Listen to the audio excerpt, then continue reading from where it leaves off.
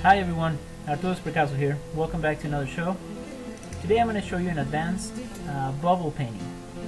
I'm going to show you every step and everything I do and consider before I create something like this. Alright, so if you guys are ready, grab your spray paints. Let's begin. First I'm going to begin with the flowers. I'm going to create 3 daisies.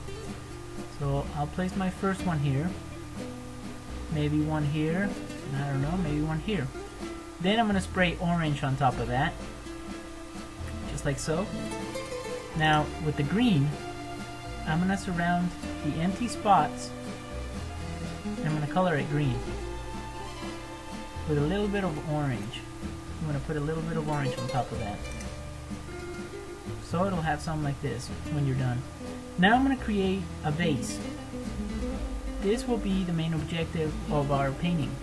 The flowers and the vase. So let's color everything white. Let's cover it all with white. Now notice how where I have my flowers, I'm not covering that all the way white because I want to be able to know where I have my flowers located at. Okay?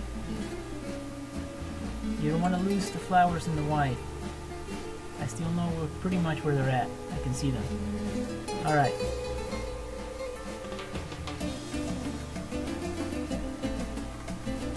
Let's start working on our background. We have the objective of the painting. Now we're going to create the background. I'm going to use a little bit of blue, a touch of red, and this will give us a nice combination of purple in certain spots where the red mixes with the blue. And a little bit of yellow. Yellow has a tendency to blend the colors really nice. Okay. Now remember, you can add colors on top of this because you did it with white, which is a neutral color. Okay, this is where our flowers are located. Keep that in mind. With the spraycasso tool, I'm going to go ahead and begin creating the petals. Alright, but first, you know what? Let's begin by adding the outline of bubbles in certain areas. I'm just going to use one color, blue. You can use more if you want. For example, you can use maybe a little bit of red. Just like so. Just to define the outline of a bubble. Okay. Now I'm going to add a few more back here in the background. But let's concentrate on our flowers. Now, do you see the movements that I'm using to create the petals? It's kind of like an S. See that? Now you're going to have to move your hand and position it according to the petal and the rotation of the petal. Yay! It doesn't come out the first time. Don't stress out. I had a hard time with it. I usually get a lot of emails asking me, how did I come up with the flower technique? Well, I really do believe the spray paint, you can pretty much paint anything with it, not just space sceneries. So, flowers seem like the right thing to explore. Now here, I'm just combining the green that we placed underneath with the orange. You guys remember that on the empty spots? This may take a little bit of practice too to get the proper grass look.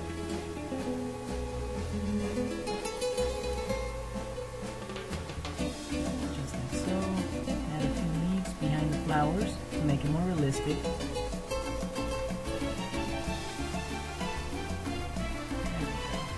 See, there's many things you gotta consider when spray painting. Especially when you're doing an advanced painting. Alright, so add a few more. Remember, the more realistic it looks, well, the better. You have a better chance of selling it. Alright, let's begin on our vase. Now we're going to combine the colors that we already placed with the white and the blue that we had underneath. Now you can always make the vase more decorative. In this case, I'm just going to make it real simple.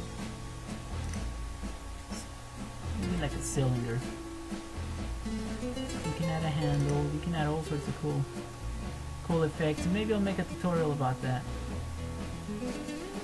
But for now, let's keep it somewhat simple.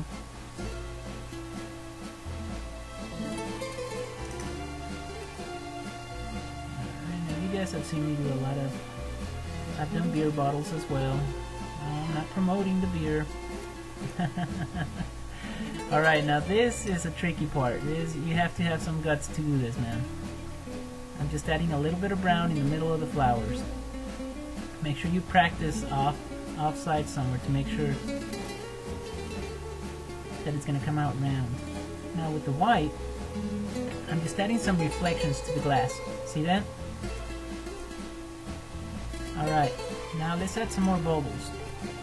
First I'm going to select what size of bubble I'm going to use. I'm going to create, excuse me.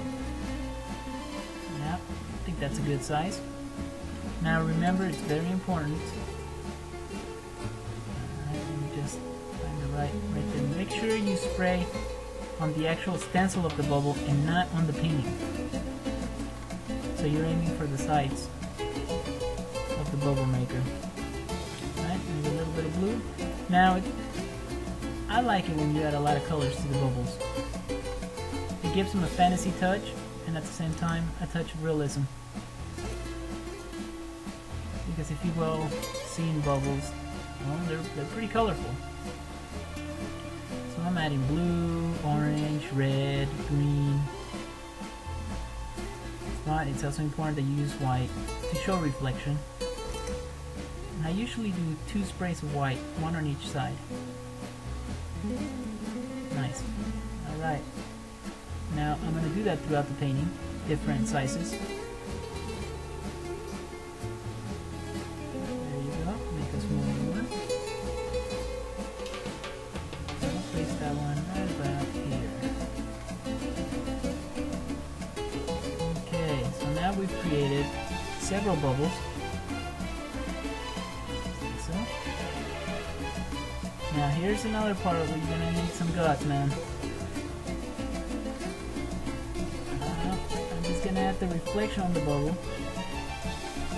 This may take a little bit of practice and not a new can of white. Make sure it's a used one, because when it's new it has a lot of pressure behind it, and you'll definitely not get the small round light effect that I got here.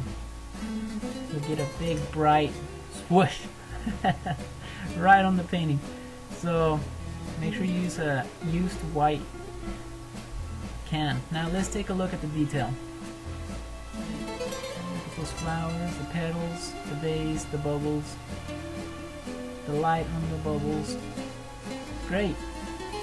Well, I hope you guys have enjoyed today's tutorial. Until next time, folks, keep the ink can shaking.